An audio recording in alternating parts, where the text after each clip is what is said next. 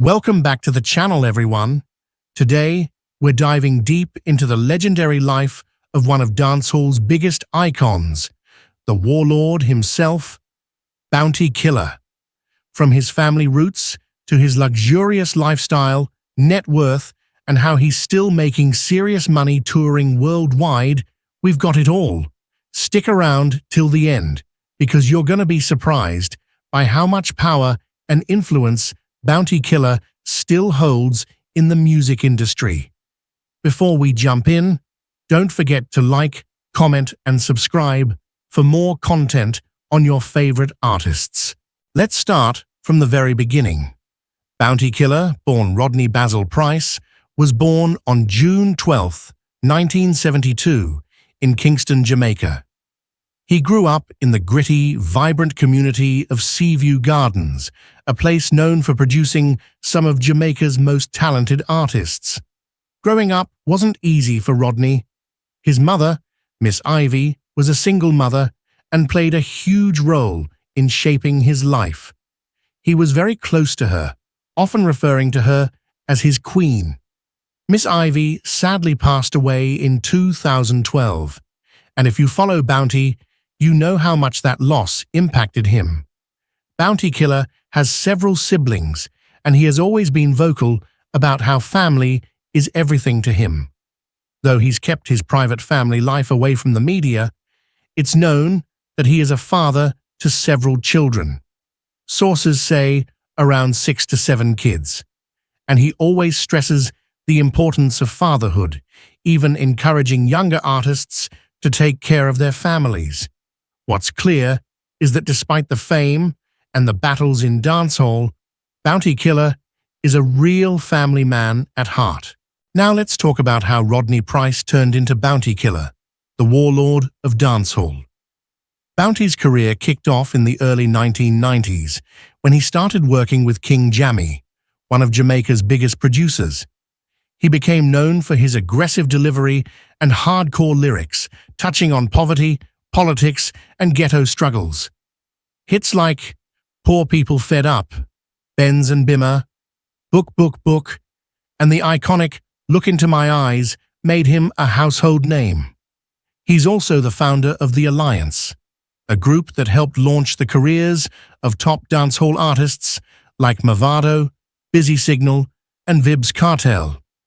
Over the years, Bounty Killer's music catalog, endorsements, and performances have stacked up his income. Today, Bounty Killer's estimated net worth is between $2 million to $4 million US. But that number doesn't tell the full story because, in Jamaica, Bounty is considered a king, and his influence is worth more than any dollar figure. You're probably wondering, how does the warlord live? Bounty Killer is not flashy like some modern artists, but he definitely enjoys the fruits of his labor. He owns multiple properties in Jamaica and lives comfortably in Kingston. He's also a big fan of luxury vehicles, from his classic BMWs to high-end Range Rovers and Benzes. He's often spotted in clean, stylish outfits and jewelry, but you'll never see him overdoing it. Bounty's lifestyle is more about comfort, legacy, and respect, rather than showing off. One thing people love about Bounty is how much he gives back. He's donated computers, school supplies, and financial support to various communities and schools in Jamaica, especially after his mother passed. He also supports young artists behind the scenes without looking for praise. So, how does Bounty Killer keep the money rolling in after all these years? First, his catalog is still in high demand. Bounty continues to book shows across Europe, the Caribbean, North America, and Africa. Dancehall lovers worldwide pay good money to see the warlord live. He's a regular at Reggae Sumfest, Sting, and other major dancehall festivals. Bounty's shows are known for their high energy, and he's one of the few artists who can perform for over an hour straight and keep the crowd locked in. On top of touring, Bounty makes money from digital streaming platforms like Spotify Apple Music, and YouTube. Brand endorsements and appearances, merchandise sales, everything from Warlord shirts to limited edition gear. And let's not forget, Bounty has hinted at new music and possible collaborations, which will bring in even more income. Fans overseas. Now, with his travel documents restored, Bounty is back in demand in the US market. He's already started lining up shows, appearances, and collaborations, adding even more to his income and legacy. The Warlord is officially back on US soil and ready to continue building his empire.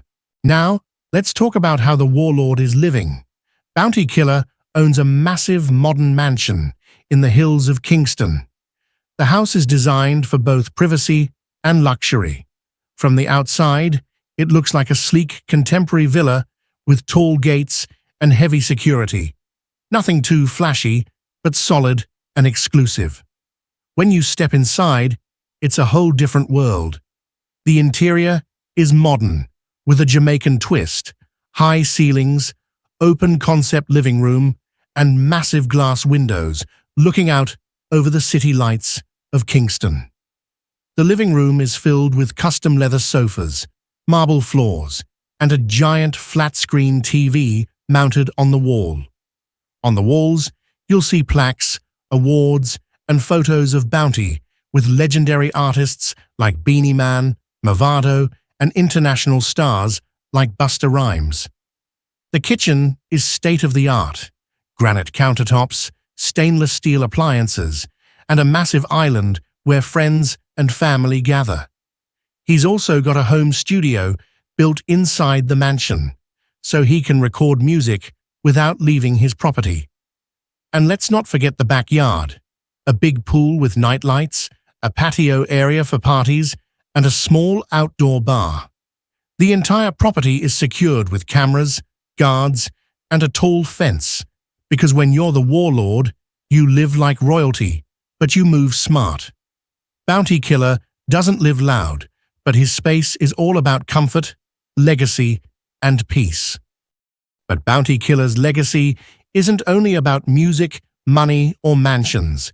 He's also known for his philanthropy and giving back to the Jamaican people. After the passing of his beloved mother, Miss Ivy, Bounty became even more active in community outreach. He launched the Bounty Foundation, which focuses on helping underprivileged communities across Jamaica. Through the foundation, Bounty Killer has donated computers, tablets, and school supplies to schools, provided financial assistance to hospitals and medical centers, given thousands of dollars in cash donations to struggling families, single mothers, and ghetto youths. One of his biggest public donations was when he gave 500,000 Jamaican dollars to the Kingston Public Hospital in support of healthcare services. He has also helped rebuild homes for fire victims and is known to give quietly to those in need without making headlines. Bounty has always believed that if you come from the ghetto and rise to the top, you have a responsibility to give back to the same community that built you. At the end of the day, Bounty Killer is more than just a dancehall icon. He's a family man, a leader, and a businessman who turned his struggles into success. From the streets of Seaview Gardens to a luxurious mansion in the hills, from fighting for poor people to mentoring young artists, Bounty Killer's story is one of resilience, hard work, and loyalty. So there you have it, an inside look at Bounty Killer's family, lifestyle, net worth, and the mansion he calls home. Drop a comment below and let me know. What's your favorite Bounty Killer song? And if you want me to do another deep dive on your favorite artist's lifestyle,